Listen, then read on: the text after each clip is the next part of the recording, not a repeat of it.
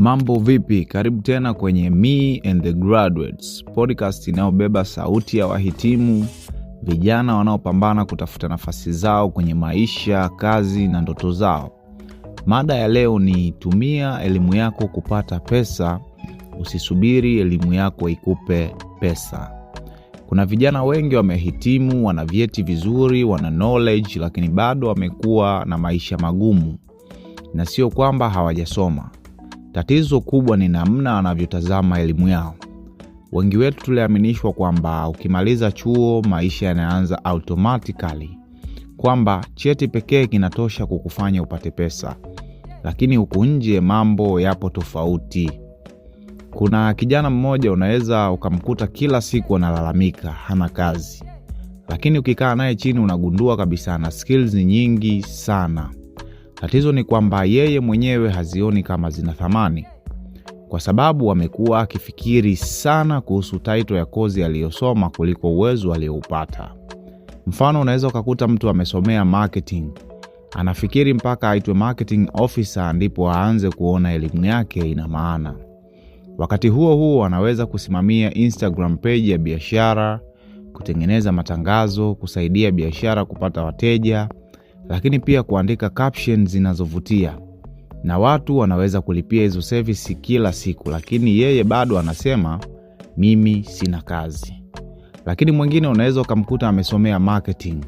Anaweza kutumia skills zake kusaidia biashara ndogo ndogo kutunza hesabu, kufanya budgeting, lakini pia kuweka records.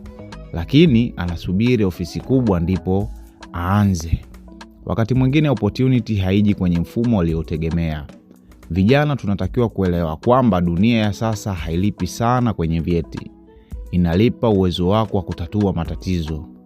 Ukijua kufanya vitu ambavyo watu wanavihitaji, unaweza kuanza kupata hela hata kabla haujapata ajira rasmi. Na hapo ndipo wengi tunapochelewa.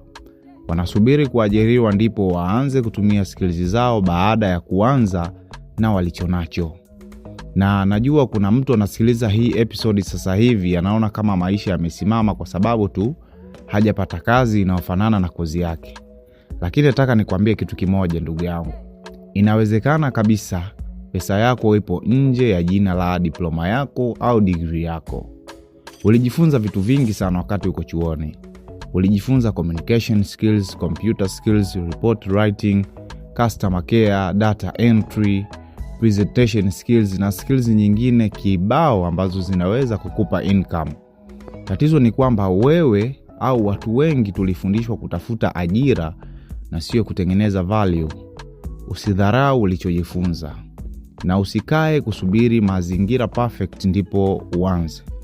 Anza na skill moja, anza na mtu mmoja, anza na kazi ndogo. Kila mtu mkubwa alianza sehemu ndogo sana ambayo watu wengi waliidharau, na wakati mwingine breakthrough yako wewe haipo kwenye cheti chako, ipo kwenye namna unavyotumia kile cheti. Hii ni Me and the Graduates. Endelea kuisikiliza ili iendelee kukufungua fikra na mawazo kwa namna tofauti tofauti. Tumia elimu yako kupata pesa, usitegemee elimu yako ikupe pesa. Ulikuwa nami King Kadhi. Tukutane tena kwenye session nyingine ya Me and the Graduates. Usisahau kulike, kusubscribe na kucomment. Goodbye.